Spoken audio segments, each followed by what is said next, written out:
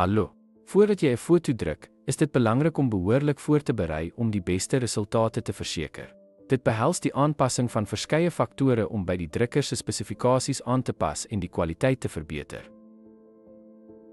Resolusie is die sleutel. Mik vir 300p om pikselasie te vermy.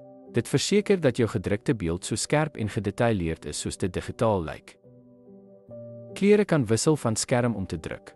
Gebruik kleurprofiele en kalibrasie om te verseker dat jou afdruk ooreenstem met die helder kleure wat jy op jou monitor sien. Sny jou beeld om by jou verlangde raam of papier te pas grootte. Hierdie stap verseker dat jou komposisie ongeskonde en visueel aantreklik bly. Digitaal beelde kan verloor skerpte wanneer dit gedruk word.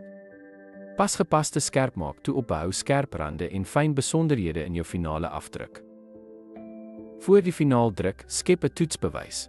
Dit laat jou toe om kleurakkuraatheid, blootstelling en algehele voorkoms na te gaan, wat tevredenheid verseker.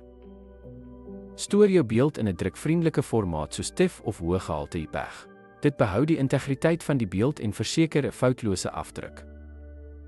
Ten slotte, deur te fokus op behoorlike voorbereiding en aandag aan detail, kan fotograwe afdrukke behaal wat werklik by hul visie pas.